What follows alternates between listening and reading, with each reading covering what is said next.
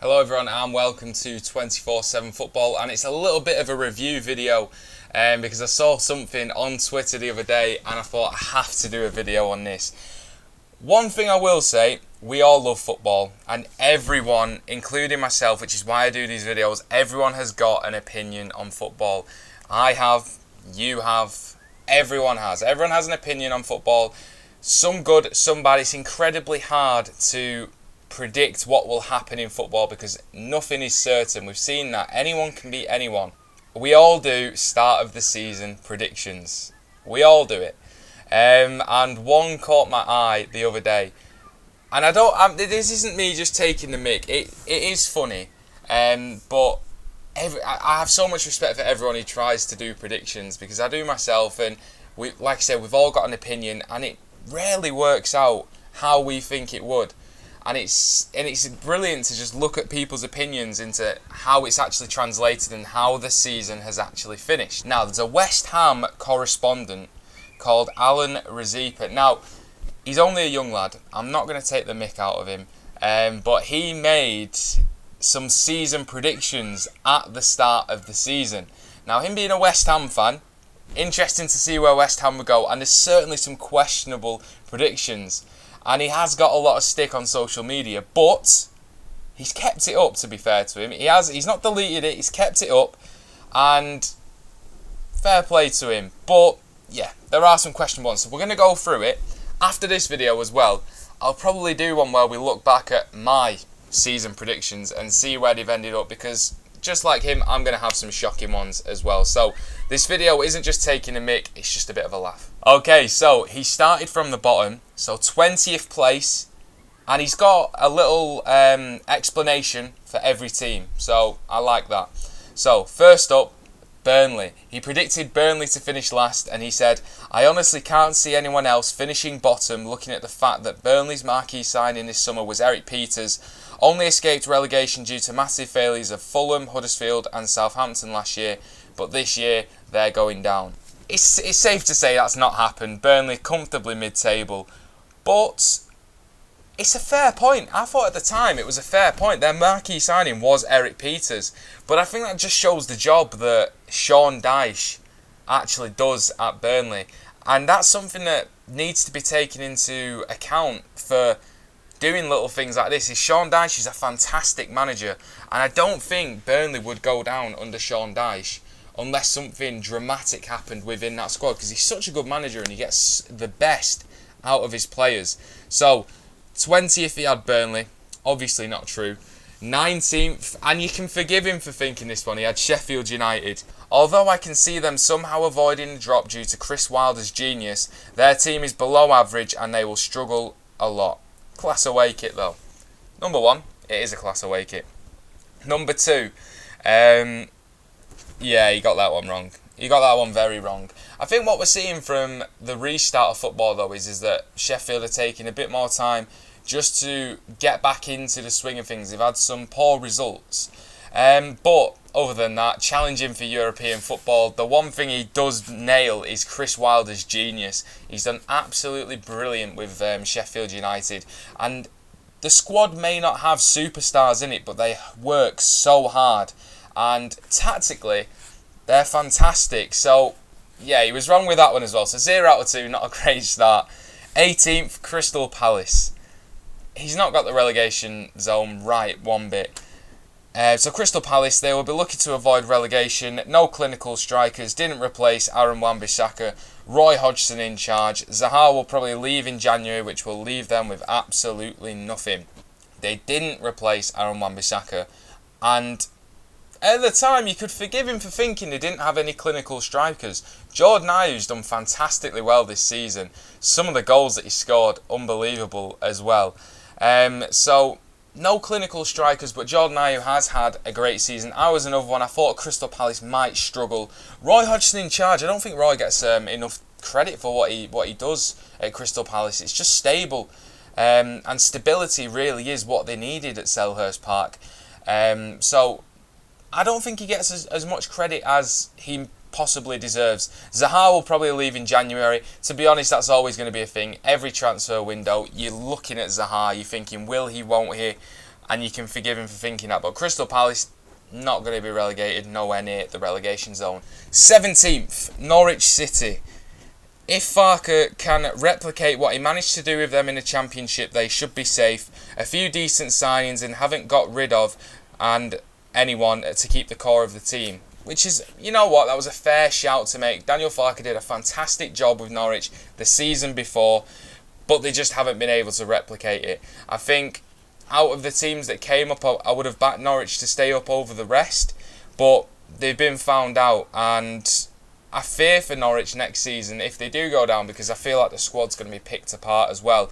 Obviously, we know Teemu Pukki hasn't really lived up to the heights that he did last season, but Norwich, he predicted to stay out of the relegation zone. I can't see anything other than relegation for Norwich. 16, Newcastle United. Great signings, awful manager. They will stay up due to the talent of Joelinton, Almiron and St. Maximan, but I can't see them reaching higher places. The talent of Joelinton, something I never thought I'd hear. Bought him for 40 million though. They do have a talented squad in terms of that front line. Steve Bruce in charge. Wasn't the best appointment, but Steve Bruce has actually proved everyone wrong this season. Newcastle aren't going to go down. They're going to be more than safe. And you can forgive him again. I keep saying that. You can forgive him for thinking that, because Newcastle, yeah, at the start of the season, I think even I predicted them to go down. So Steve Bruce has proved everyone wrong. 15th, Aston Villa. They will do well due to the fact that they kept the core of the team that got them up, but I wouldn't be shocked if they do a Fulham. Will stay up because they had time to gel during pre-season, unlike Fulham. I do think Aston Villa had a great squad. The reason I think they've gone down this season, and this is no disrespect to Aston Villa, is because for me, I don't think Dean Smith is the right calibre manager to take you up in the Premier League. I just think he was a little bit out of his depth, and had they had a higher calibre manager in place, I think Aston Villa would have stayed up. 14th, Brighton and Hove Albion. Neal Maupay is going to be a massive hit. Solidified their midfield with Aaron Mooy, and Graham Potter is a very good manager that will shock a few teams. And at the start of the season, you would have said bang on, absolutely bang on. Graham Potter has them playing some great football. Neal Maupay's done okay. He's another one that I thought was going to be better in the Premier League, but he can still score goals. I think next season could be his season, and they did bring Aaron Mooy in. Now, I did fear for them at Project Restart because I didn't know how the form was going to be, because the form was horrendous coming into it, but they've had some good results, and I think Brighton will stay up, and they could maybe flirt with that 14th place, so a decent prediction there. 13th, Bournemouth, a solid core of the team which should be good enough to stay up, but not good enough to fight for the top places. They should have stayed up. I think they've got a more than good enough squad to stay up. I do fear for them. I do think they'll go down now. I just don't think they've got that fight in them. Injuries to key players, and maybe just a little bit too stagnant at Bournemouth, and looks like they could be going down. So we went 13th there. 12th, Southampton. What did Southampton lack last year? Goals. What did Southampton bring in the summer? Goal scorers. Che Adams is going to be a hit in the league. He's not done anything in the league this season. But very quick to deny Danny Ings, who has had a fantastic season. 16 Premier League goals. So, you know, he just forgot about Danny Ings. But what he said, pretty much bang on. I think Hasenhüttl's a good manager as well. Southampton, very comfortable. Maybe they'll get up to 12, but I think they'll stay up. They'll be comfortable. So, not a bad prediction there. 11, Wolves. Probably the most controversial one. You can say that again. But they will drop out of the top 10. Europa League, FA Cup, Carabao Cup and the Premier League for a team that has more wingers than defenders will be too much to handle. A fair shout. I think there was a few people last season that maybe predicted Wolves to struggle, because teams necessarily do once they've got Europa League football to contend with as well. Been very lucky with injuries, and they've made some good signings. And I think he was way off on that one, seeing as Wolves are challenging for as high as 5th, maybe 4th place. 10, Watford. I was going to put them down the bottom again, looking at the fact they were going to start Tom Cleverley on the wing, but the signing of Ismail Assar is massive. We'll finally reach the potential of the attacking lineup, which looks very good. do you know what? I could have been inclined to agree at the start of the season. Very, very good transfer window. On top of last season's success, Gerard Deulofeu absolutely blinding. But it just didn't work out for Watford this season. And I think when the key players like Deulofeu didn't step up, they had no one who could really come in and take the pressure off him. And that's where they've struggled. So, bit of a poor shout, that one. 9th, Leicester City. This is a poor shout. A little overrated transfer window, in my opinion. Yes, they brought in Iosi and Tielemans, but not replacing Maguire will cost them a lot. Also, lack quality depth in attacking areas will hit them. He was very confident about this one, and it's not worked out at all. Leicester's transfer window was brilliant. No one to replace Maguire. I mean, he's forgot about Lord Farquhar himself. Soyuncu's been fantastic for Leicester this season. And he goes on about a lack of attacking depth. Kelechi Iheanacho has really stepped up to the plate for Leicester this season. And Leicester have been fantastic. Harvey Barnes has really come into his game. And then you've got the likes of Demarai Gray and other players like that. Ayoze Perez. Jamie Vardy's been absolutely unbelievable. Maddison's been brilliant. Even Chowdhury's come into the fold as well. So I think Leicester have been fantastic. And that was a poor shout. 8th, Everton. Another, this time, really overrated transfer window. Kean is a very good player, but he's not proven himself yet and might take him a lot of time to start firing. Also, pretty much no depth in defence. That's a pretty bang-on shout. Moise Kean hasn't hit the heights this season, but I still think he'll come good next season or maybe in the run of these games. They might not finish as high as 8th, but his actual reasoning for placing Everton where they are, I think it's pretty bang. 7th, Manchester United. They're going to do well, but will get overrun in midfield and they lack a clinical goal scorer. Also, Solskjaer is not good enough. I haven't got any qualms with what he said. United will probably finish 5th, could even finish 4th. They did bring in Bruno Fernandes, which is why they're not really being overrun in midfield, and Fred has really stepped up to the plate as well. I do think they still need a clinical goal scorer. Anthony Martial, yes, scored a hat-trick the other day. He's not clinical. And Marcus Rashford. Two good strikers. There's a little bit of a difference between them and a Harry Kane or a Sergio Aguero. I think that's really what Manchester United needs. So it's a fair shout, that one, especially at the start of the season. You've got to go back. This was before Bruno Fernandes and co. And it was a fair shout. 6th, Chelsea. Frank Lampard as manager, not good enough up top with Abraham and Batshuayi, weakish in defence. Now, I said at the start of the season, Tammy Abraham, if given the chance, will score at least 15 goals this season. I think he's in and around that. I think he's done very good for Chelsea this season.